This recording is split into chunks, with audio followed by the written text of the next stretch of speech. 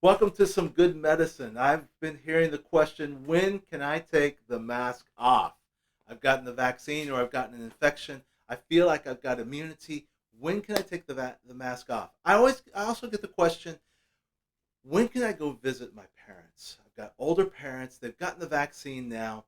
I've had the infection. We both have immunity. Can I go see them? And also, when will this thing be over? So I'm going to go over 2 or 3 studies that give us some good information and how that we can interpret those in the light of what we need to do as a people. We are all yearning for some contact with other people, for a hug, for being with the people that we love, to getting together, to have a family reunion again.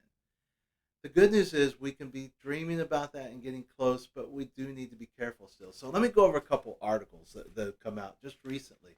From JAMA Infectious Disease, January 7th.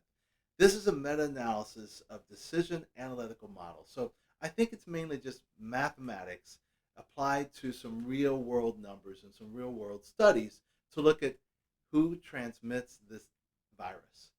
And the bottom line to this is 59% of all transmissions of the virus in communities comes from people who have no symptoms. That's 2 different groups of people. People who were pre-symptomatic, so they had the virus, they didn't know it yet, and for those few days, maybe 3, 4, 5 days before they got symptoms, they shed the virus. The other group would be people who got the infection and they never felt it, so they were asymptomatic the whole time. So all transmissions of the virus in this study, 59% came from people who had no symptoms. It means we don't always know when we're shedding the virus. And since we don't know when we're shedding the virus, wearing this mask can help us when we don't know that and try to cut down on that. A couple other studies that were very encouraging. Science, February 5th. Now, I talked about this and reported on this a couple months ago when it was a preprint. Now it's been peer-reviewed and it's been published in the Journal of Science. And this is one that looked at people who had the infection, and it looked at their immunity up to 8 months after their infection. Now, this was not just antibodies. People tend to talk about antibodies like they were everything. Antibodies are just the start of immunity. Then you have to have B cells that produce the antibodies to begin with, and T cells that are memory cells or helper cells that keep the immunity going over time.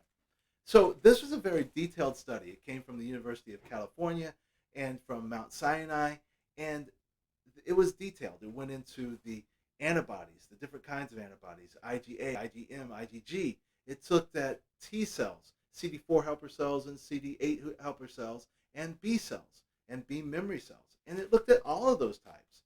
And the bottom line to this one was that 95% of all the people who had infection had immunity up to 8 months after their infection. Now, it's not 100%. So if you've had the infection, odds are very good that you have immunity at 95%. All right, hang on to that one. New England Journal of Medicine, January 7th. This looked at the durability of responses to vaccination. So the Moderna vaccine, their phase 1 participants, and it wasn't a big number. It was about 34 that they did the numbers on. But they went, and 4 months after they'd received their last dose of their vaccination, they looked at their neutralizing and their binding antibodies for SARS-CoV-2. And it was very good. In fact, everybody in that study had antibodies that were neutralizing and binding for SARS-CoV-2. Very good news for those who have had the vaccination, that they have durable immune responses to that. All right, so a couple things that means. If you've had the infection and you've had it in the last couple of months or so, like a lot of people got this infection in December and January. If you had that infection and you documented it with a nasal swab, whether rapid or PCR, or a longer test, you can assume that you've got immunity for now. It's okay for you to put off that vaccination for a few months. In fact, the CDC went ahead and said for 90 days you can wait to get the vaccination after you've had the infection. This study would suggest that up to 8 months you've got a very good chance of.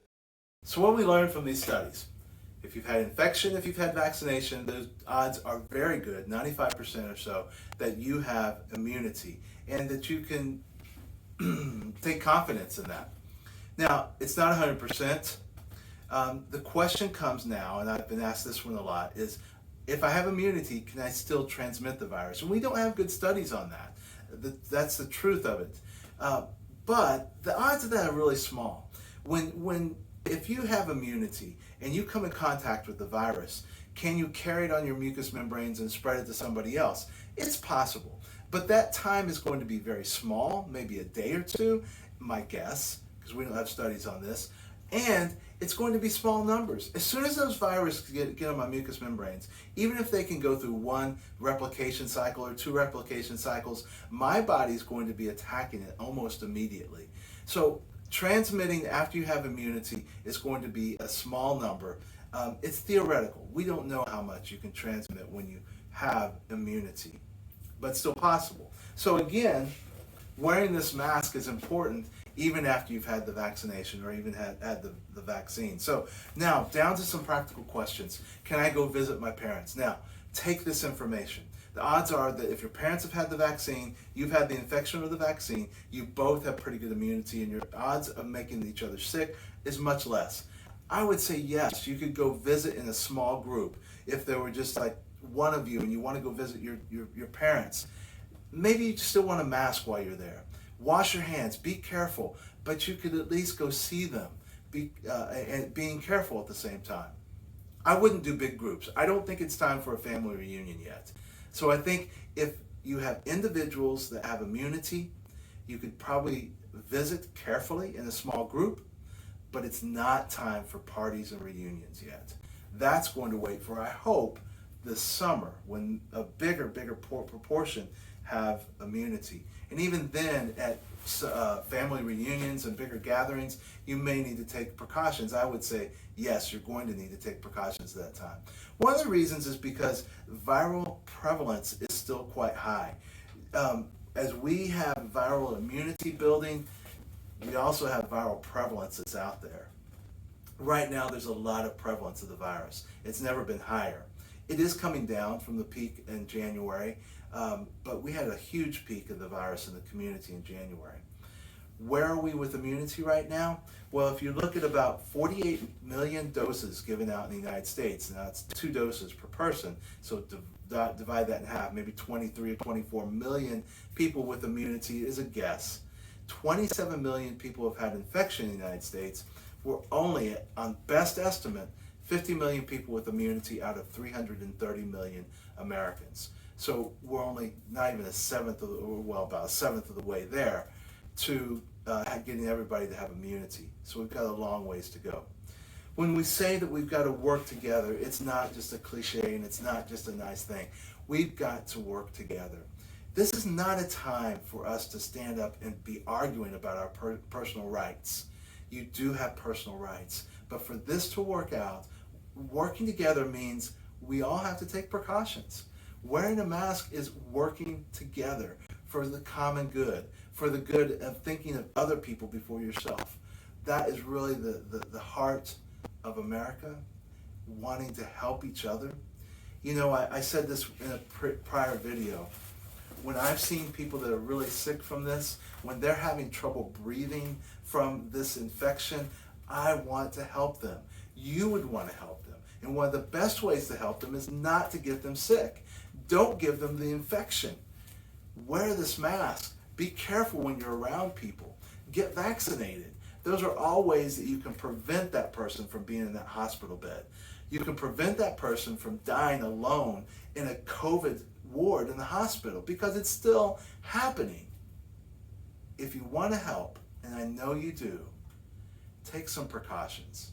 Take some of this information that I've given you and let that change you and let that bring forth good practices that we can all do together. And together, we're going to have a good time when this is all over. We're going to celebrate. I'm looking forward to a big family reunion. I'm looking forward to a party some point in the future. It's not there yet, but I'm dreaming of it. I hope there's been some good medicine for you, some good information, and follow along, subscribe to my channel. Thanks.